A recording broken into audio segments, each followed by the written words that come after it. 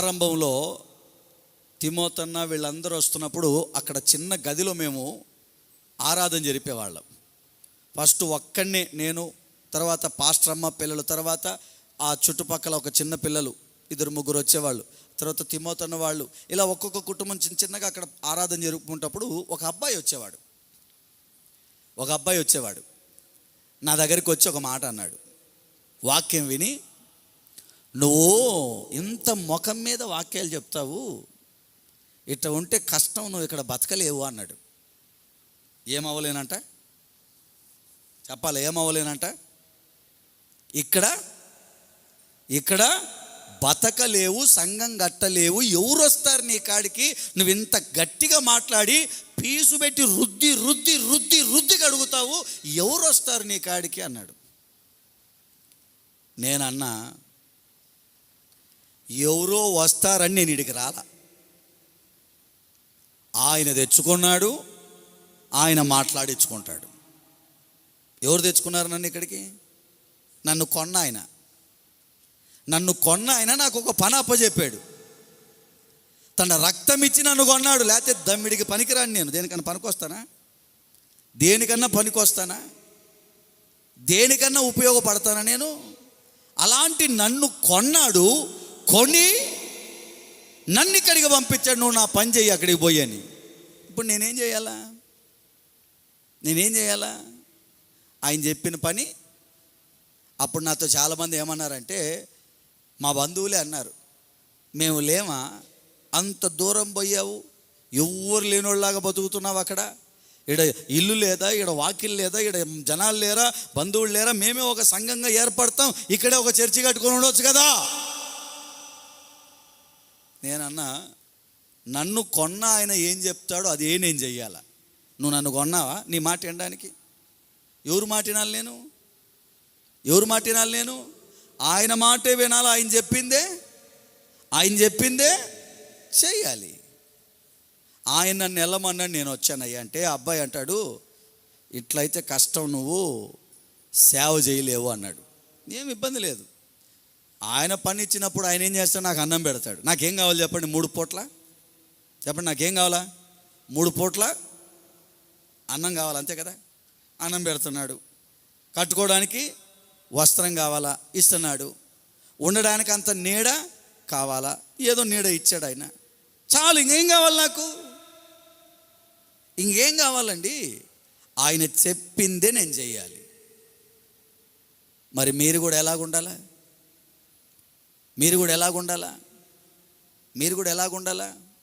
మీకు చెప్తున్నాను, నా చిన్న వయసు నుండి దైవికంగా పెరిగా. లోకం ఏంటో తెలియదు నాకు. అలాంటిది సేవలో నుంచి మరలా నేను ఒక సంస్థలో సేవ చేస్తూ, హోసన్నా మినిస్ట్రీస్లో సేవ చేస్తూ, అక్కడి నుంచి నేను వచ్చేసాను బయటికి వచ్చిన తర్వాత లోకం నాకు చాలా కొత్తగా కనపడింది, చాలా తీయగా కనపడింది. ఎందుకంటే అప్పటిదాకా లోకం ఏందో నాకు తెలియదు. ఫ్రెండ్స్ ఎట్లాగుంటారు, లోకంలో ఎట్లాగుంటాయి, చదువులు ఎట్లాగుంటాయో, బయట పరిస్థితులు ఎట్లాగుంటాయో తెలీదు. చాలా కొత్తగా కనపడ్డాయి. నాకు క్రికెట్ అంటే మహాప్రాణం అప్పట్లో. ఏమంటే ప్రాణం? క్రికెట్ అంటే మహాప్రాణం. ఆదివారం పాస్టర్ అక్క పెళ్ళైన తర్వాత పాస్టర్ అక్క, ఏమండి కొత్తగా పెళ్ళయింది కదా, ప్రార్థనకు పోదాం పదండి, పైగా నువ్వు పాస్టరు కదా, సేవ చేసి వచ్చావు కదా, చర్చికి పోదాం పదండి అంటే, ఎందుకు పోవు? మనం చర్చి దగ్గరికి వెళ్ళాలా, దేవుని దగ్గరికి వెళ్ళాలా, వాక్యం వినాలా అని చెప్పేసి నేను ఏమని శుభ్రంగా ఆటో ఎక్కించి మా అమ్మకి చెప్పేవాడిని, అమ్మ జాగ్రత్త, ఎక్కడ దిగమా, అక్కడి చర్చి దగ్గర దిగండి, మళ్ళీ చర్చి దగ్గర ఆటో ఎక్కితే ఇంటి దగ్గర దిగండి అని. చర్చికి ఉన్నాయా డబ్బులు వీళ్ళకి ఇచ్చి నువ్వు ఎక్కడంటే నేను వెనక వస్తా. నాలాగా ఇంకా రక్షణ పొందని వ్యక్తులు చాలామంది ఉన్నారు, వాళ్ళందరినీ కూడా నేను తీసుకొని వస్తాను, మీరు వదండి అనేవాడిని. వీళ్ళని పంపించి బ్యాటు బాల్ తీసుకొని గ్రౌండ్కి వెళ్ళేవాడిని. ఎక్కడికి చెప్పాలి? ఎక్కడికి? అన్నీ తెలిసిన నేనే, ఒకప్పుడు ప్రసంగాలు చెప్పిన నేనే, ఒకప్పుడు బాప్తీసాలు ఇచ్చిన నేనే, ఒకప్పుడు ఘనంగా నిలబడిన నేనే. తర్వాత కళ్ళు నెత్తికెక్కి ఏం చేశా చెప్పండి? ఈడ నిచ్చెన వేసుకుని ఉంటాయి, ఎప్పుడు నిచ్చెనలు ఉంటాయి ఈడ. నిచ్చెనలు వేసుకొని ఉంటాయి. ఏంటి? కళ్ళు అప్పుడప్పుడు పైకి ఎక్కుతుంటాయి, ఇట ఎక్కి మళ్ళీ దిగుతుంటాయి. అప్పుడు ఇక్కడ నిచ్చెనలు, నాకు తెలియదు అప్పటిదాకా నిచ్చెనలు లేవు, బయటకు వచ్చినాక నిచ్చెనలు వచ్చాయి. నాకు కళ్ళు నెత్తికెక్కి వీళ్ళని పంపించి నేనేం చేసేవాడిని క్రికెట్ గ్రౌండ్లో ఆడేవాడిని. ఇక తర్వాత ఇంటికి వచ్చాక పాస్టర్ అమ్మ, అప్పుడు సేవకులు కదండి మీరు, ఏంటండి మీరు ఎలాగంటే, నాకు దేవుని మీద ప్రేమ లేదు, నమ్మకం లేదు, ఇష్టం లేదు, సంఘం వద్దు, ఏమొద్దు, ఎందుకంటే ఎవడు మంచోడు కాదు పాస్టర్లు, ఎవరు మంచోళ్ళు కాదు, అందరూ పనికి వాళ్ళోళ్ళే. నేను అప్పుడు మాట్లాడిన మాటలు చెప్తున్నా మీకు. ఈ భూమి మీద ఎవరు నీతిమంతులు లేరు, అందరూ రొచ్చులో కలిసిపోయిన వాళ్ళే. పైకి ఊరికే నాటకాలు ఆడుతున్నారు అందరూ, ఎవరు నీతిమంతులు కాదు అని అనేటోని. నేను అన్న మాటలు చెప్తున్నా మీకు. నేను వెళ్ళేవాడిని కాదు అప్పుడు, ఎందుకంటే అందరి యొక్క లొసుగులు చూశాను కాబట్టి. అందరు ఇట్టాంటోళ్ళే, మరి నేనేమన్నా చక్కనోన్నా చక్కగా మాట్లాడడానికి? నేనే అడిగిపోతున్నా. నేను కూడా క్రికెట్ ఆడడానికే పోయాను. అప్పుడు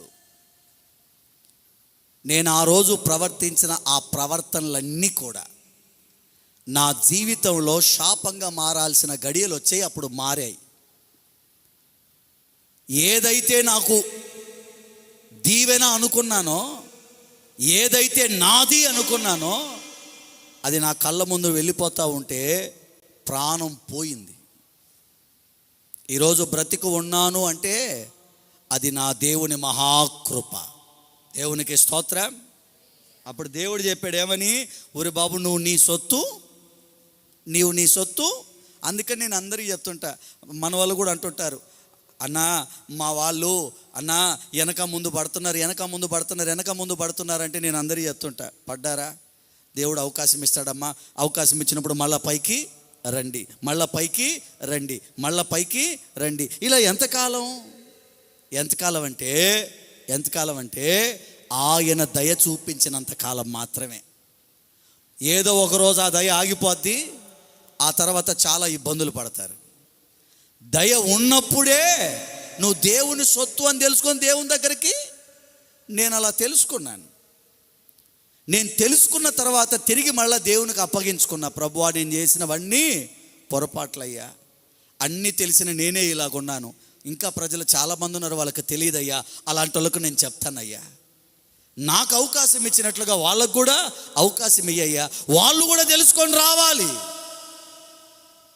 గుర్తుపెట్టుకోండి, ఆయన ప్రేమ చాతగానితనంగా తీసుకోమాకండి. ఆయన ప్రేమ గొప్పది. ఆ ప్రేమ నీ దగ్గర ఉన్నప్పుడే దాన్ని వినియోగించుకో. మనల్ని ఆయన విలువ పెట్టి